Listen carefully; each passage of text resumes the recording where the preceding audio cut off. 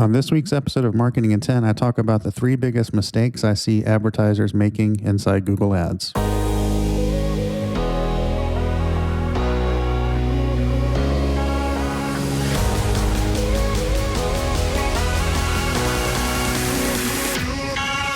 This is Marketing in 10 with your host, Jim Lastinger.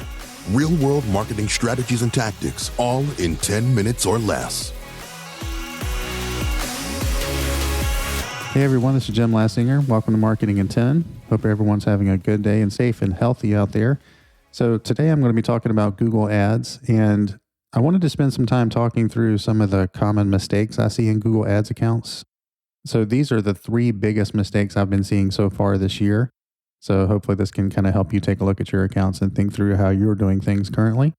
The first mistake I've been seeing a lot so far this year is not keeping up with the new match types. So Google started phasing out broad match modified keywords last year, and many advertisers still have that prominently used in their accounts. So broad match modified was my favorite match type, and that's how I built new accounts for years. So I definitely understand the hesitation to move away from that, but I think it's time now. It's time for everybody to start doing that. The new phrase match type includes the same behaviors as the old broad match modified, and I haven't been able to see any real difference in client accounts from people that have already made the move. So I feel safe just moving everything over to phrase match at this point. But if you're reluctant to just change all of your match types, all at once, then you can do it a few keywords at a time. Just kind of pick a few large keywords with a decent amount of impressions and clicks and change those over.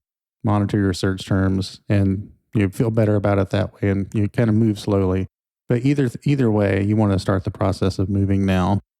The second mistake I'm seeing right now is still a lack of ad copy variations.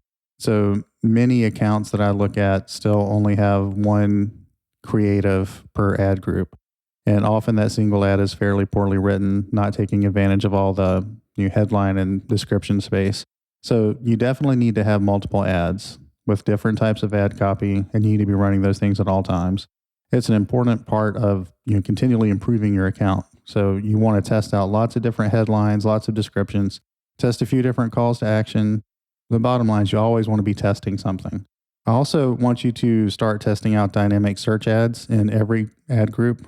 So these have gotten a little bit better over time and generally perform pretty well now. So make sure that you're using those as well. So that's going to be one dynamic ad in addition to at least 2 expanded text ads in every ad group.